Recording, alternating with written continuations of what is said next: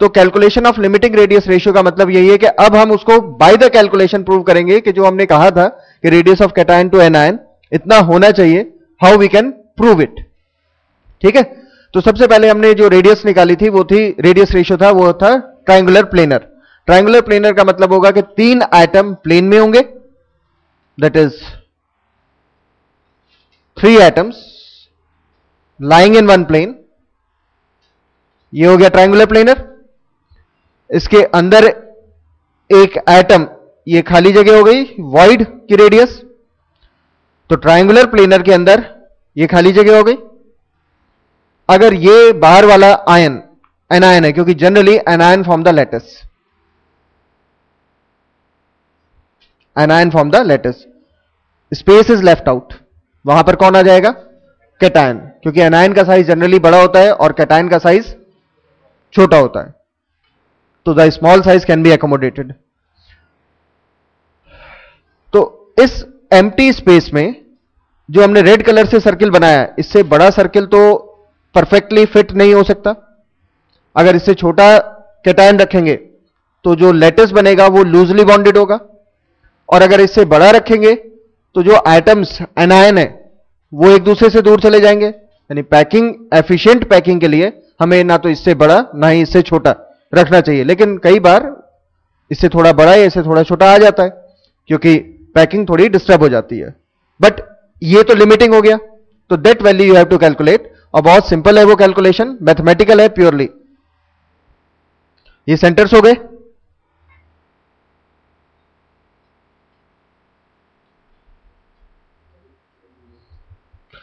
अगर radius of anion R A है और इसके अंदर अगर हमने कोई कैटायन रख दिया है, तो if we point out the things that is A B C and in the centre O, आप अपने आप से लिख लीजिए, सेंटर पार्ट इज ओ।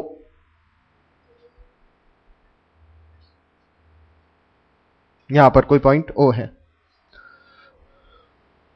इस ओ से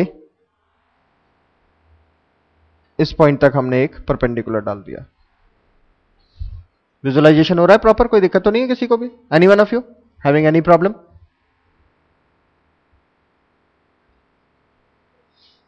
बोलो मुझे, क्लियर है ना इतना? राइट। अब हम A B is equal to B C is equal to A C is equal to twice of R A बोल सकते हैं? A B is equal to B C is equal to A C is equal to twice of R A, that is radius of एनायन। कोई doubt? No.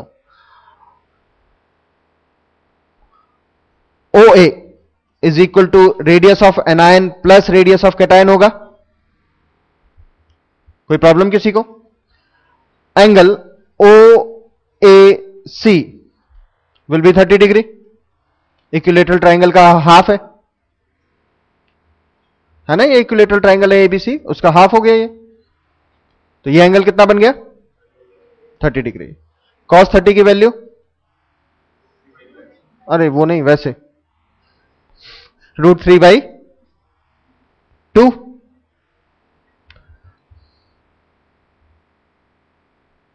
Base upon base कितना? ये D कर देते हैं, चलिए। बेस कितना? एडी। और ओ ए, एडी की वैल्यू कितनी लिखोगे? R A. ओ ए की value R A plus R C. इस इक्वेशन को रेसिप्रोकेट कर दो, तो what you can write? R A plus R C by R A is equal to √2/√3, or we can say RA, RC by RA plus 1 is equal to 2/√3। यहां से आप radius of cation by radius of anion की value कितनी निकालोगे? 2/√3 -1, that is 2 minus 1.732 by 1.732, answer बताइए कितना आएगा? 0.15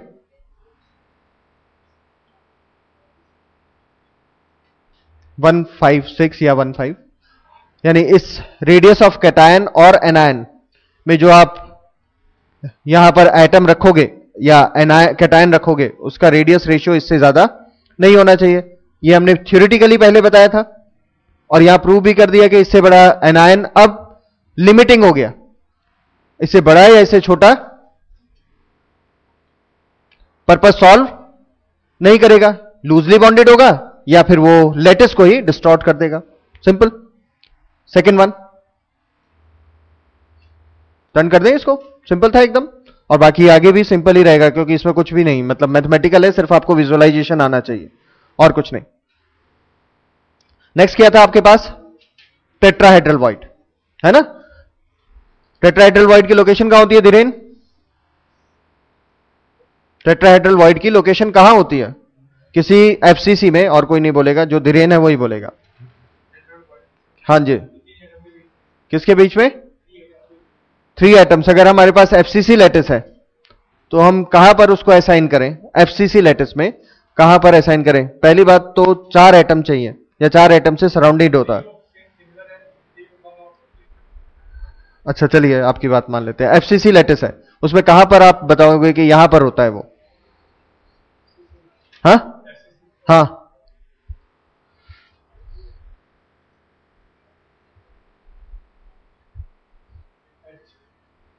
H के सेंटर पर कहां होता है चिंत? हम्म, किसके डायगोनल? बॉडी डायगोनल पर होता है। सबसे पहली बात तो लोकेशन बॉडी डायगोनल पर। अब पूछता हूं डिस्टेंस कितना होता है कॉर्नर से? 1/4 डिस्टेंस। आज उसको यूज करेंगे। अब उसी पे आइडिया क्लियर नहीं है तो ये 3 डायमेंशनल कैसे समझ आएगा? पढ़ के नहीं आया ना? क्या कर रहा था? मैच खेल रहा था? फिर मैच देख रहा था? फिर क्या कर रहा था? कुछ भी नहीं, सोता रहा कर बस। हाँ,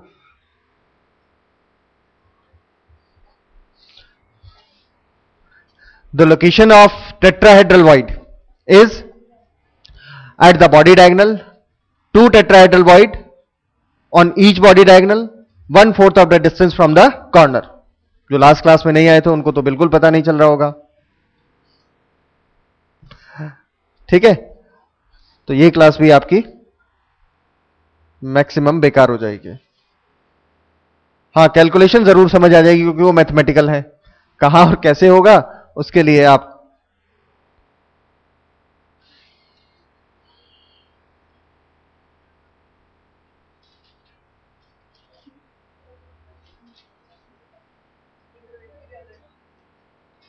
लेक्चर्स ले जाना और फिर देख लेना एक बार। कोई डाउट हो तो पूछ लेना। ठीक है, अभी सिर्फ हम एक टेट्राहेड्रल वॉइड को रिप्रेजेंट कर रहे हैं।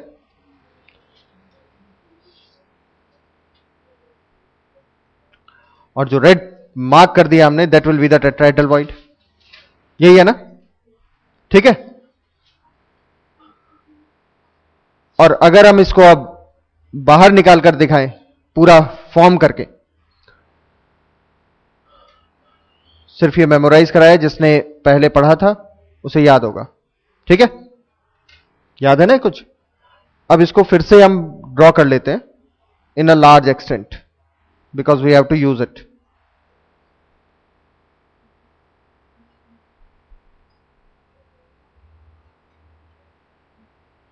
कोशिश कीजिए आप भी ड्रॉ कर सके तो। I hope all of you can do. कर लोगे ना? गुड।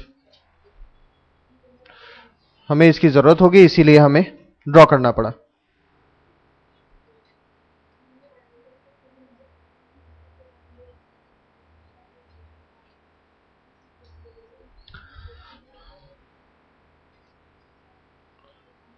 एज के corner, sorry, centre to centre meet कर दीजिए। फिर दूसरे एज के सेंटर से अपोजिट सेंटर को मीट कर दीजिए।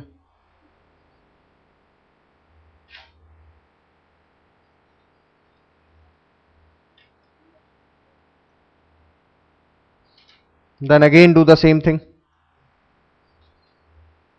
क्योंकि इसकी कैलकुलेशन की रिक्वायरमेंट है हमें, therefore we have to draw.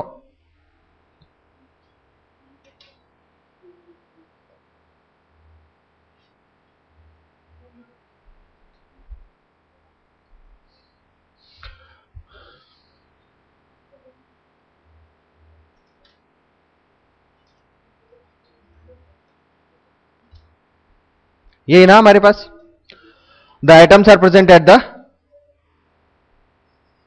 Corner,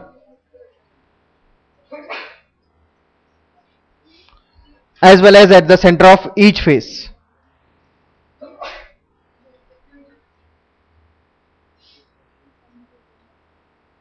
That's it.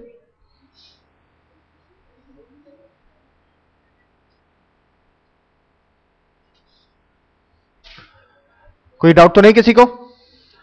अभी हमने ये जो अभी अगेन हम ग्रीन कलर से डार्क कर रहे हैं, इस वाले क्यूब को पिक करके बाहर लिख लिया जो अभी लिखा हुआ है, दिस वन क्यूब।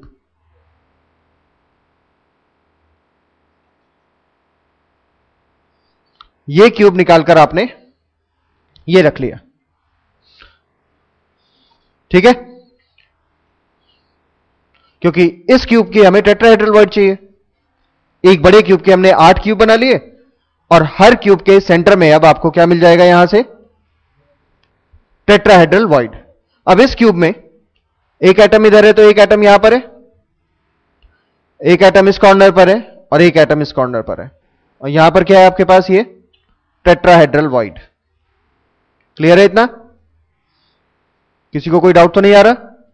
ये एटम ये है, ये बाहर वाला कॉर्नर ये आ गया, दिस एटम ये फेस के सेंटर का एटम यहां पर है और इस फेस के सेंटर का एटम यहां पर है, right?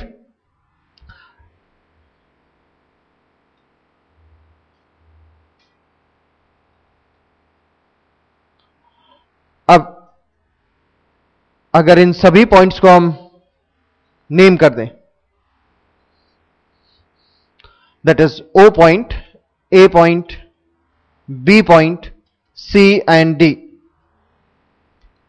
Therefore we can say जितना OA होगा उतना ही OB होगा, same is OC and same is OD, और ये सब मिलाकर कितना होगा? इसकी डिस्टेंस कितनी होती है कॉर्नर से? 1/4 of the body diagonal. Tetrahedral void corner से कितनी डिस्टेंस पर होता है? 1/4 ऑफ द बॉडी डायगोनल, और बॉडी डायगोनल की वैल्यू कितनी होती है? √3 है, √3 है। तो ओडी की वैल्यू, ओबी की वैल्यू, ओसी की वैल्यू, ओए की वैल्यू कितनी हो जाएगी अब आपके पास? √3a/4। कोई डाउट तो नहीं किसी को? नेक्स्ट वन, अगर हम ये डिस्टेंस, ये डिस्टेंस, ये डिस्टेंस और ये डिस्टेंस मीट करा दें, तो can anyone tell me the value of A B